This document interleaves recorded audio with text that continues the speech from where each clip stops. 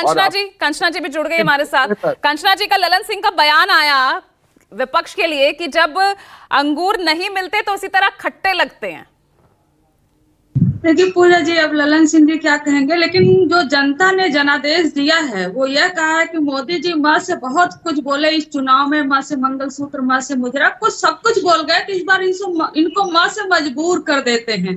तो जनता ने एक मजबूर सरकार दिया है जो 2 बैसाखियों के सहारे चलेगा, जिसको कोई नहीं जानता। न चंद्रबाबू नायडू जी जानते हैं कि वो कब क्या डिसीजन लेंगे, और न ही नीतीश कुमार जी जानते हैं कि वो कब क्या डिसीजन लेंगे। और अनकंडीशनल तो नीतीश जी के साथ कुछ होता ही नहीं है। वो अनकंडीशनल तो मुस्कुराते भी नहीं है, सांस भी नहीं लेते हैं। वो अनकंडीशनल किसी पार्टी को सपोर्ट क्या करेंगे। तो लेकिन एक चीज ऑफर गया था आप लोगों की तरफ से, विपक्ष की तरफ से।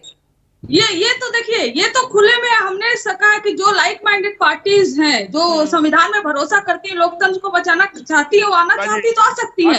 लेकिन हमने प्रधानमंत्री पद का ऑफर दिया, ये हमने प्रेस कॉन्फ्रेंस करके तो नहीं कहा, या हमारे किसी नेता ने नहीं बोला, ये खुद किसने बोला, खुद इंडिया पार्टी के मुख्य प्रवक्ता बोल रहे। इसका मतलब ये प्रेशर टैक्टिक्स का उपयोग कर रहे हैं एनडीए को दिखाने के लिए, देखो हमें वहां इतना मिल रहा है, हमें इतना इधर चाहिए। तो ये उनकी राजनीति है। लेकिन हमने जरूर बोला है और हम खुलकर बोलते हैं कि जिसको संविधान और लोकतंत्र में भरोसा है वो आए। लेकिन एक चीज पूजा जी ध्यान देने वाली बात है, वो ये बात है कि जब चंद्रबाबू नायडू 4% आरक्षण मुसलमानों को देंगे तो ये लोग यह नहीं बोल पाएंगे कि घुसपैठियों को आरक्षण दिया जा रहा है। जब वो कब्रिस्तान, हज के लिए, इस सब के लिए कार्य करेंगे तो ये नहीं बोलेंगे अरे लगा कि आप बिहार के मुद्दे उठाएंगे, बिहार को विशेष स्पेशल स्टेटस दिया जाए, उसे विशेष आर्थिक पैकेज दिया जाए, यूसीसी पर अपना स्टैंड क्लियर करे। मुझे लगा बिहार के मुद्दे उठाएंगे, कहाँ आंध्र प्रदेश चली गई। नहीं, मैं बिहार पर भी आ रही हूँ। और हमारे नेता तेजस्वी जी ये बात बोल चुके हैं कि अगर बिहार उनको सपोर्ट दे रहा है, नीतीश जी सपोर्ट दे रहे हैं, तो एक लंबी मांग जो है बिहार को विशेष राज्य का दर्जा वो जरूर दिलाएं।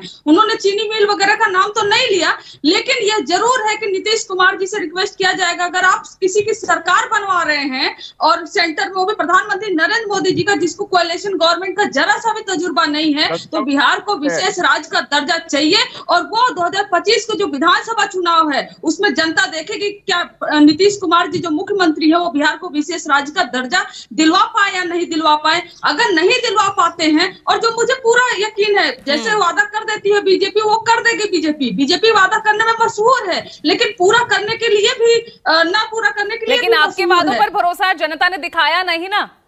ठीक है, 0 से 5 सीटें आपको जरूर देती, लेकिन नहीं, आप यहाँ पर नीतीश कुमार पर भारी नहीं पड़ पाए।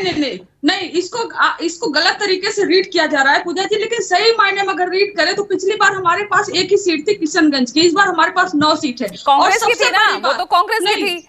नहीं, फिर हम अलायंस में अभी भी है, तो वही बात कर रहे हैं। तो हमारे पास 0 सीट थी, तो हमारी बढ़कर 4 सीट हुई। लेकिन एक बात और महत्वपूर्ण ध्यान रखने वाली बात है पूजा जी, कि हमारा अकेले राजद का वोट परसेंटेज 15% था 2019 में, और 2024 में यह बढ़कर 22% हो गया। अकेले ऐसी पार्टी है जिसका लगभग 7% वोट परसेंटेज बढ़ा है, और कांग्रेस का 1% बढ़ा है। वही बीजेपी का 3.5% कम हुआ है, तो वही जदयू का 3.75% वोट परसेंटेज कम हुआ है, और ये सारे मिलकर राजद की तरफ आए हैं। तो अगर सीटों में परिवर्तन बहुत नहीं हो पाया, 4 हुआ है, लेकिन यह भी देखने वाली बात है कि एक बड़ा वोट वर्ग लगभग 7% राजद के साथ जुड़ा है। वह एकमात्र लीडर तेजस्वी जी के जो 17 महीने के कार्य थे उसके कारण जुड़ा हुआ है। तो ये फेलियोरिटी के तौर पर नहीं दिखे, ये मोदी जी के अहंकार जो टूटने का जनादेश आया है, बिहार उसका एक अहम रोल उसमें प्ले करता है। जी पूजा, ठीक है।